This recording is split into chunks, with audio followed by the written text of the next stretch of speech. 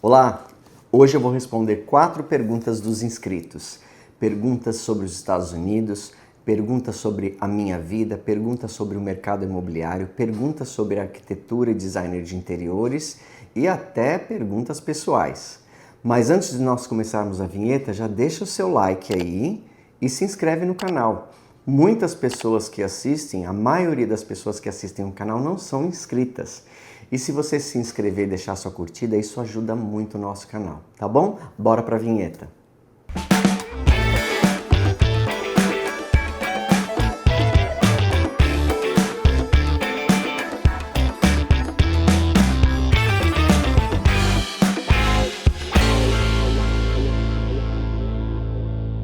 Como foi o seu domingo?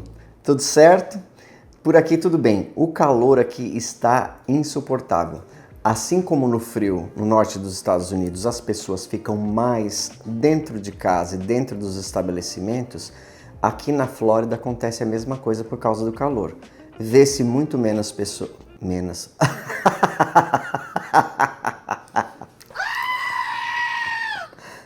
Não corta, tá, Lucas?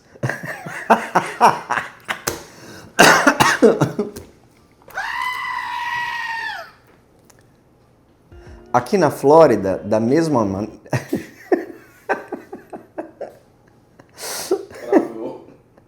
Eu não consigo mais falar. Vamos lá.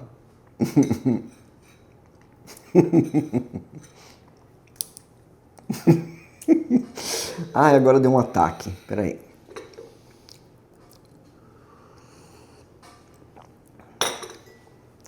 Aqui na Flórida, da mesma maneira, menos pessoas ficam do lado de fora das casas e dos estabelecimentos no calor intenso. Por exemplo, outro dia estava a temperatura oficial 39 graus e meio, mas por causa da umidade de 80%, 90%, a sensação térmica é de 43, 44 graus. Então nós estamos aqui no ar-condicionado.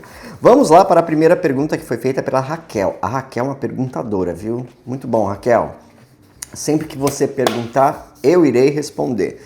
Deixa eu molhar a minha garganta. Olha só a xícara da Tânia Bulhões que uma cliente trouxe, porque ela sabe que eu gosto. Vermelha. Essa aqui é para tomar aqueles chocolates quentes no inverno, né? Tomando meu chá aqui. Muito obrigado. Olha lá.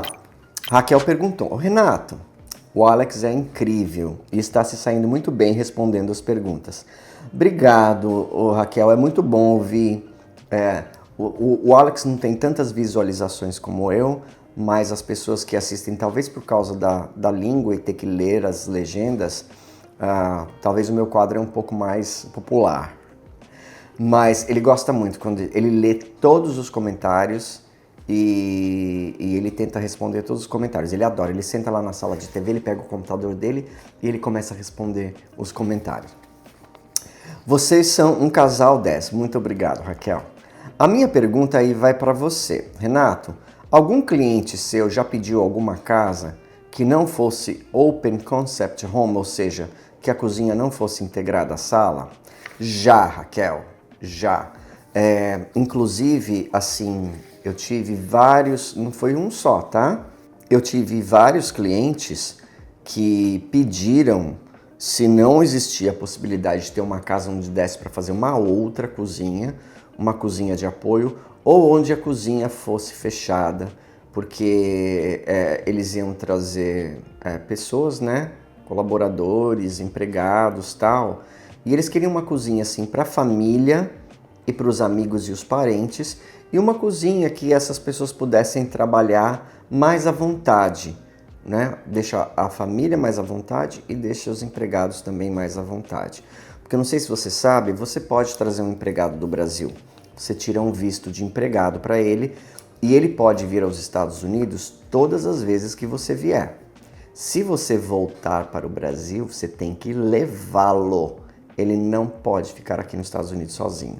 E quando você volta para os Estados Unidos, você traz esse empregado com você novamente. Então, é possível. Então, as pessoas trazem babás, empregados, cozinheiros, E pode sim. E geralmente eles preferem que essas pessoas tenham uma suíte só para elas, uma cozinha só para elas, um banheiro só para elas, para a privacidade deles também. Então já tive sim. Eu vou falar uma coisa aqui que eu já pensei muitas vezes, eu não sei se eu falei aqui no canal. Lá mais ou menos nos anos 90, houve uma 90 e 2000, já uns 20, 30 anos atrás, houve uma grande, começou a ficar muito popular o Open Floor Plan, ou seja, o conceito aberto. As pessoas derrubavam todas as paredes e fazia tudo aberto. Sala de jantar, cozinha, escritório, sala da família, sala de estar, tudo assim, tudo um negócio só aberto, porque antes era tudo fechadinho assim, né? No começo do século, era uma sala é a sala de jantar, a outra é a sala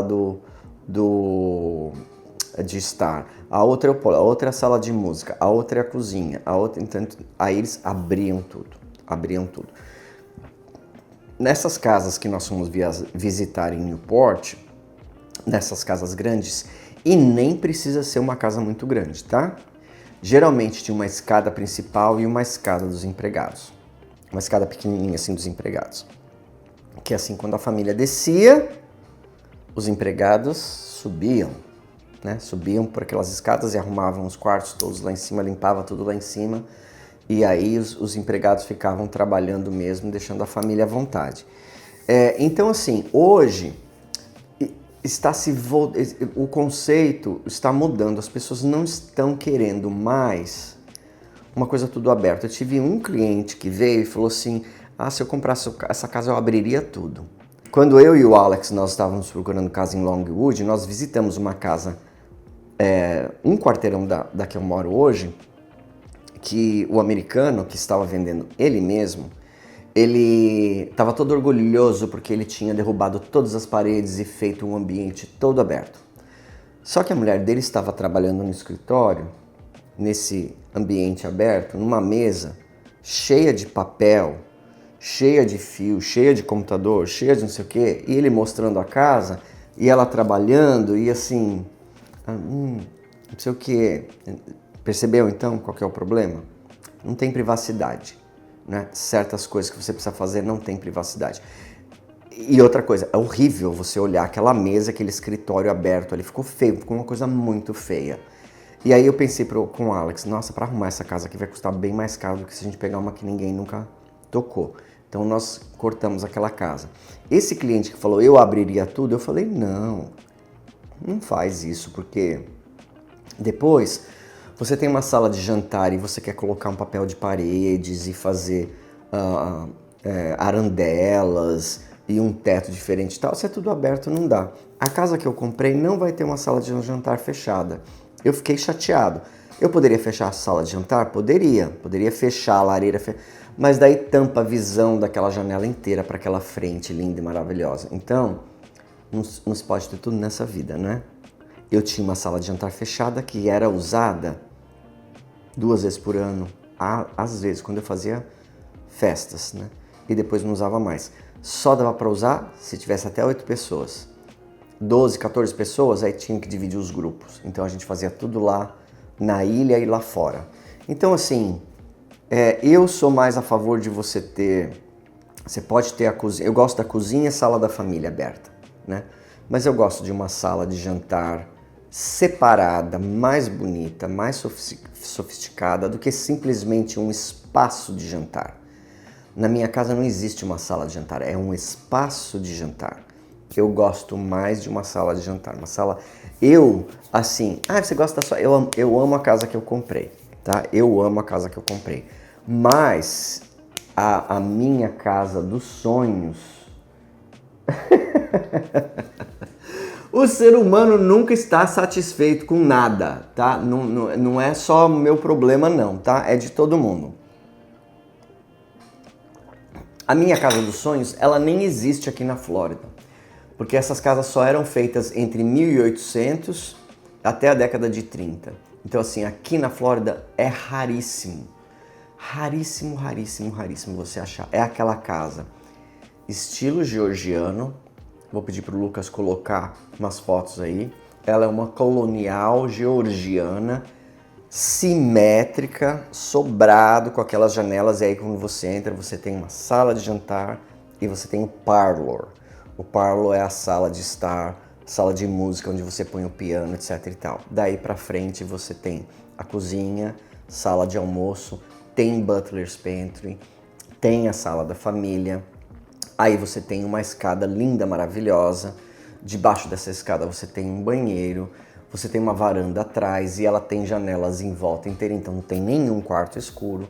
Quando você sobe para os quartos, uma casa georgiana típica é a casa do Jim Stoffer em Grand Rapids, que eu fui visitar. A fachada não é georgiana, a fachada é Greek Revival, um reavivamento do grego, da arquitetura grega. Mas o interior, a planta é gregoriana, tá certo? Então, então assim, eu acho que hoje, com o advento das pessoas terem empregados para fazer as coisas, porque chegou uma época aqui nos Estados Unidos que ninguém tinha ninguém. O próprio dono fazia tudo. E aí por isso que era tudo aberto. E agora que estão tendo babás e as pessoas com mais poder aquisitivo estão fazendo cozinha de apoio. Não existe nenhuma casa de alto padrão que não tenha uma butler's pantry ou uma cozinha de apoio. Tá certo? Obrigado, Raquel, da sua pergunta. Vamos na pergunta número 2, que foi feita pelo Elton Jonas. Elton Jonas. Senhor Renato, não me chama de senhor, pelo amor de Deus, que eu me sinto muito velho. Parabéns pelo seu trabalho, adoro assistir esse tipo de conteúdo. Muito obrigado, Elton.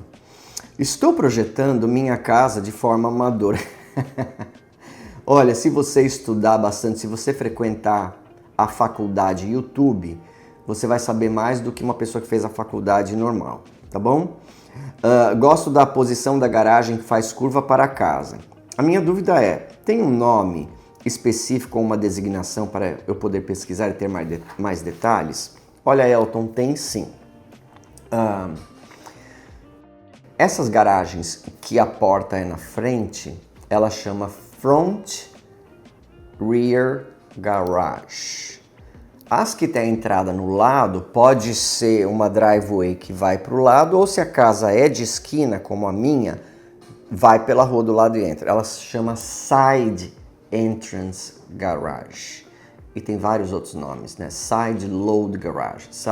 E a minha casa ainda tem aquela Half Moon Driveway, que é aquela driveway que a visita entra, sobe para na frente da porta de entrada e ela sai para não ter que dar ré. Chama Half Moon Driveway. E eu tenho a Side Entrance Garage.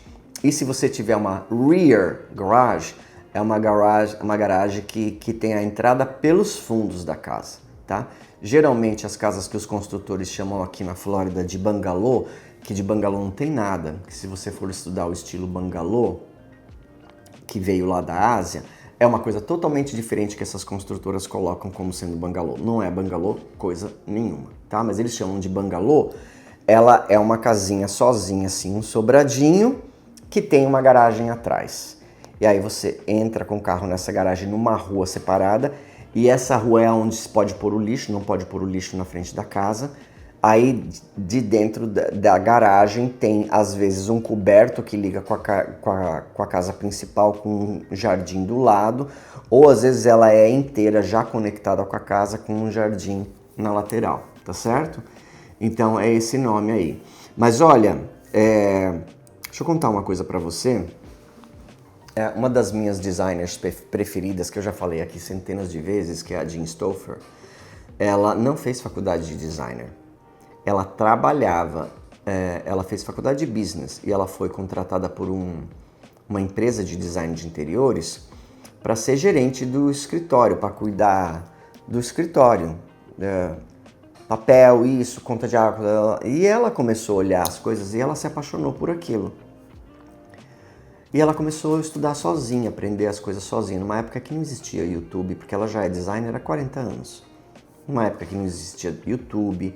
Então ela começou a olhar revistas, começou a ler livros, começou a pesquisar nos livros, nas bibliotecas, começou a fazer visitas, começou a conversar com empreiteiros, até que ela pegou o primeiro trabalho dela de designer.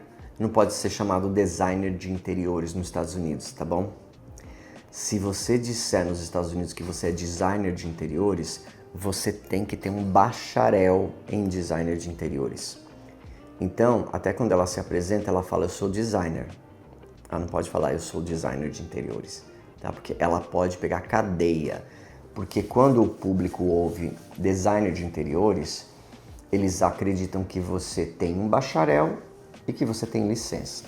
Como eu sou designer de interiores. Eu fiz o bacharel de 4 anos aqui. Você tem licença?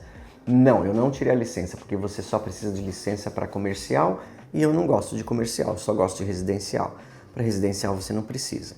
E hoje a Jean Stauffer virou uma celebridade no design. Ela é design royalty. Ela é a realeza do design. E ela tem uma empresa gigantesca. E ela fez tudo sozinha. Então, se você estudar, se você assistir, você pode ser um designer sem ser, por exemplo, eu nunca fiz faculdade de arquitetura. A faculdade de designer de interiores aqui nos Estados Unidos é uma mini faculdade de arquitetura.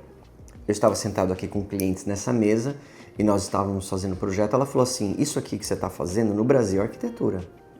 É arquitetura. Então, muitas das coisas eu aprendi sozinho. Eu peguei o que aprendi na faculdade de designer aqui e me especializei nas plantas, nos layouts, nos floor plans, nas elevations, nos desenhos e fui olhando plantas de arquitetos e fui aprendendo e fui fazendo. Então, assim, eu me considero um arquiteto de interiores. Eu não sei fazer direito fachadas, eu não sei fazer área externa, não sei. Eu faço, mas alguém que é especializado faz melhor que eu. Faz melhor que eu. Então, assim, eu faço. Eu tenho um olhar, sei as medidas e tal, mas eu acho que você se especializa numa coisa, não tem como ser especialista em todas as coisas. Eu adoro interiores, então é isso que eu quero. Fachada, eu posso até chamar um arquiteto para ajudar, ou eu posso estudar bastante e realmente fazer uma fachada se for uma coisa fácil, tá bom? Obrigado, Elton, da sua pergunta. A próxima pergunta quem fez foi o João Marcos. Vamos lá, João Marcos. Renato, é sobre sinkholes. Vamos lá. Ou sumidouros. É comum ou raramente acontece na Flórida, já que o solo é propício nessa região dos Estados Unidos. As seguradoras cobrem esse tipo de sinistro? Você já viu algum caso durante o período que você mora aí na Flórida? Olha, João,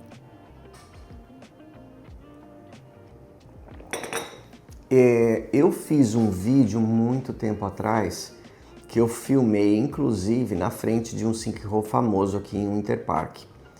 Foi um sinkhole que começou a desabar e ele engoliu uma concessionária inteira de Porsche, com todos os carros, né? Então, se você gosta de cavar, vai lá, cava que você vai achar um monte de Porsche lá de baixo.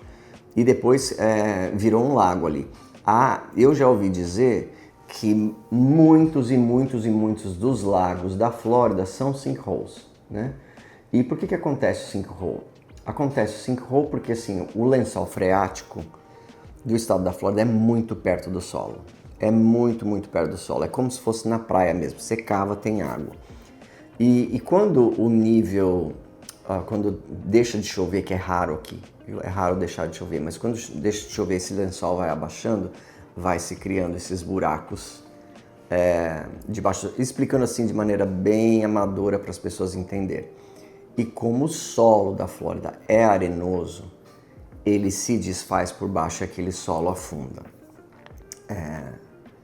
É um pouco mais comum do que se imagina, embora um caso extremo como esse, que engoliu uma casa, e inclusive a casa da mulher que engoliu, botaram o nome do lago, o nome dela, né? Engoliu uma casa, engoliu uma concessionária, engoliu um quarteirão inteiro e virou um lago, é raro. Parece que só tem mesmo o histórico deste daí. No entanto, eu moro aqui há 17 anos. Houve um caso muito triste, mais ou menos uns 10 anos atrás, muito triste, que o rapaz ele morava junto com seu irmão, ele estava no quarto dele, o quarto dele desabou, ele caiu nesse buraco e ele foi engolido e o irmão tentou salvar ele, mas não conseguiu e ele faleceu, ele foi engolido pelo sinkhole. Então assim, eu fiquei muito chocado com esse caso. Muito chocado, muito assustado, muito triste, pensando naquela pessoa caindo ali, deitado na cama, daí cai naquele buraco e assim, eu não vou nem estender muito essa história. Mas hoje, quando começa a ver o chão afundar, você chama a prefeitura traz os especialistas, eles vão lá e injetam coisas no solo e colocam areia por cima e arrumam, tá certo? Se é uma área que realmente ficou meio perigosa, sai todo mundo de lá até a prefeitura consertar e depois a pessoa pode voltar. E se não é uma área de sinkholes, não tem uma área na Flórida que não seja ou que seja de sinkholes. O histórico que as seguradoras têm é dos sinkholes registrados. Tinha uma casa para vender aqui, no condomínio Sweetwater Club, que era uma casa muito barata, estava sendo vendida por 680 mil, e eu não entendia porque essa casa estava sendo vendida por 680 mil. Ela foi comprada por 300, gastaram 100 mil nela, estavam vendendo por 680, sendo que as casas lá, naquela época, eram bem acima de 1 milhão. E aí, falando com a corretora, ela falou assim, no quintal, lá no fundo, existe o histórico de um sinkhole. Então, como existe o histórico de sinkhole, você tem que fazer um seguro de sinkhole. E aí, esse seguro fica mais caro, tá? Embora que assim, faz 30 anos que esse terreno caiu lá para baixo, a prefeitura foi lá e encheu de volta. Mas tem o histórico. Então, essa casa, ninguém queria comprar por causa disso, porque as pessoas têm muito medo.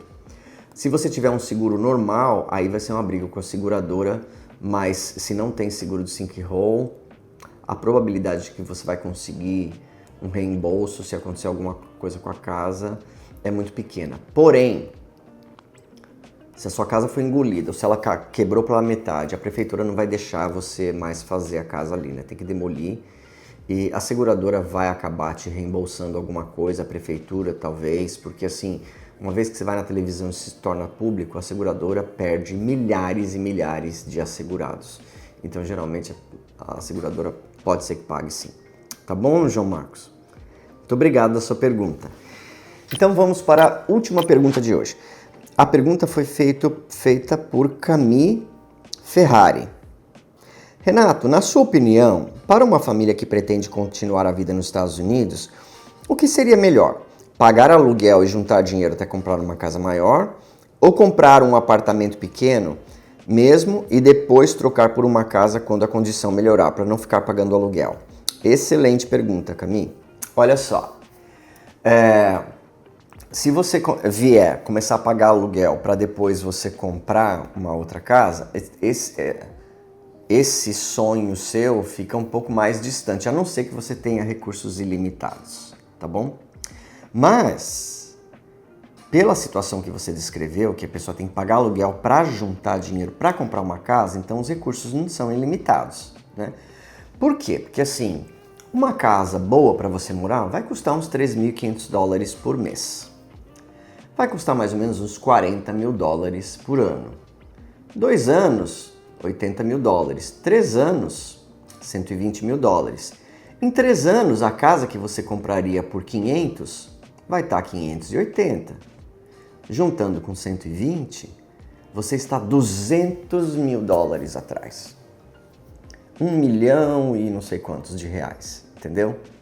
Então, por isso que assim, eu recomendo a pessoa pagar aluguel quando ela não tem mesmo como comprar. Não tem jeito de comprar. Vai para o aluguel. Não tem jeito de comprar, vai para o aluguel. Mesmo porque assim que você chega aqui, para você comprar um imóvel, você precisa de 12 meses de um imposto de renda muito alto, ou se o imposto de renda é baixo, 100 mil dólares por ano, 120 mil dólares por ano, você precisa de 24 meses. Precisa de um crédito score acima de 680, de 700. Isso não se consegue no primeiro mês que você mora aqui, ou nos primeiros 6 meses. Demora 1 a 2 anos, 1 a 3 anos, para o crédito ir do 500 para os 700, tá certo? E daí não pode comprar como estrangeiro? Não, não pode, porque uma vez que você recebeu o número do seguro social, você já não é mais estrangeiro. E você não tem vínculos empregatícios com o Brasil. E você não tem salário do Brasil. Então, mas a minha empresa do Brasil, eu recebo do Brasil. Então tudo bem. Mas se você tem um Social Security, você não pode comprar como estrangeiro. A não ser que seja feito maracutaia. Tá? E eu acho que você não vai querer fazer maracutaia, certo? Porque você está com visto aqui provisório, aí o governo te pega fazendo uma maracutaia, né? Um cambalacho, aí você fica numa situação realmente difícil. Então, a minha sugestão é a sua segunda opção mesmo. Compra um apartamento, nem que seja financiado. Um apartamento de 250 mil, é um apartamento maravilhoso. Maravilhoso. Você dá 100 de entrada, 90 de entrada, você paga. Quando você tiver o dinheiro para comprar a casa, você vende esse apartamento, você vai sacar sua entrada, mais a valorização, e aí já vai ter os documentos, o credit score, o imposto de renda, e aí você vai para sua casa com piscina, etc e tal. Entendeu? Então, eu acho que tem que ser assim. Compra um apartamento, e assim, mas eu não gosto de financiamento, eu posso comprar uma casa financiada, eu posso comprar um apartamento à vista. Aí cada caso é um caso. Camille, cada caso é um caso. Quando o cliente chega para mim e fala assim, eu compro um apartamento à vista ou eu compro uma casa financiada? Eu, como corretor, né, se eu fosse um corretor que pensa somente em mim e no meu cheque da comissão, eu falar assim, compra uma casa. Para que você vai comprar um apartamento?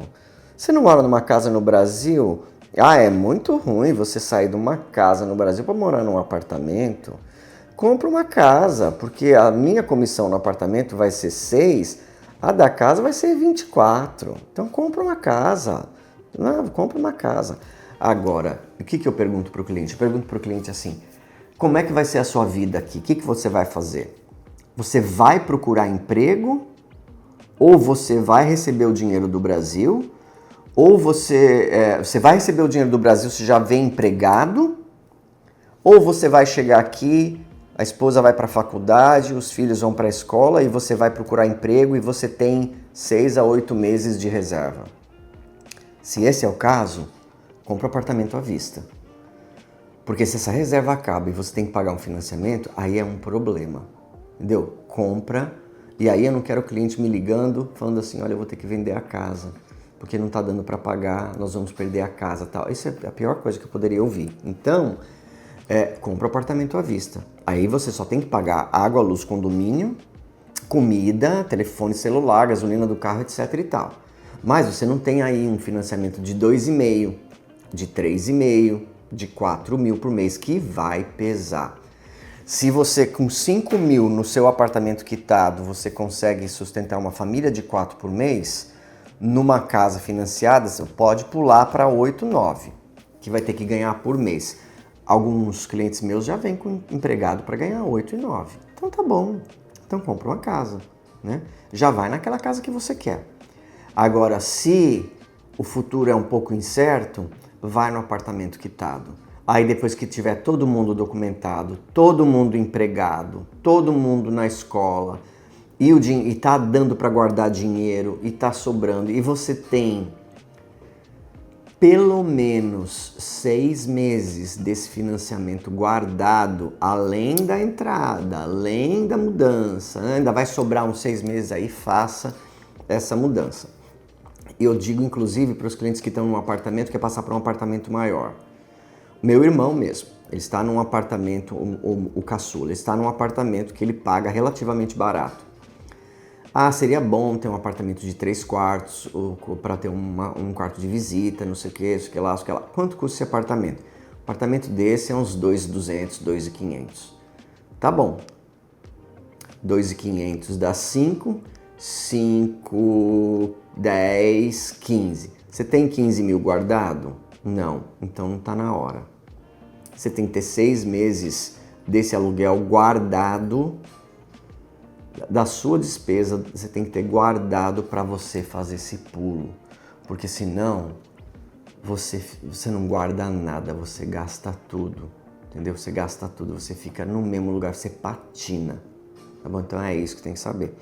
Tá certo? Obrigado, Camille, da sua pergunta. Obrigado a todos vocês que fizeram perguntas hoje.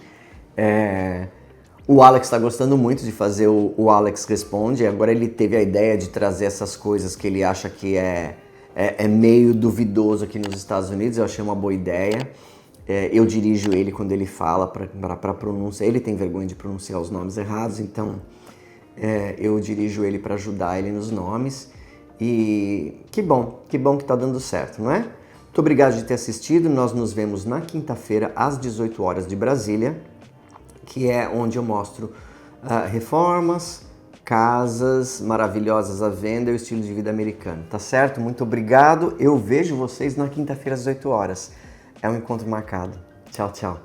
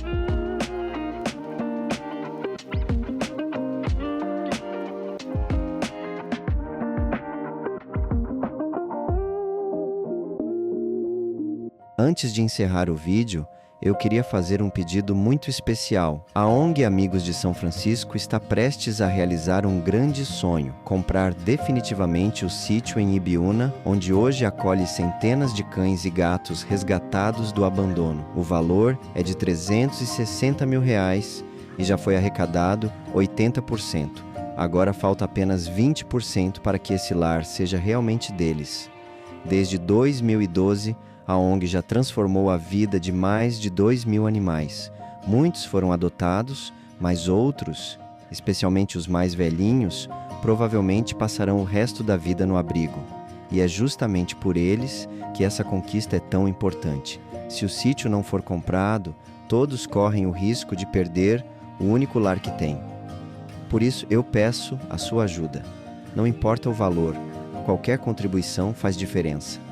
A sua doação pode significar dignidade, segurança e amor até o último dia de cada um desses animais.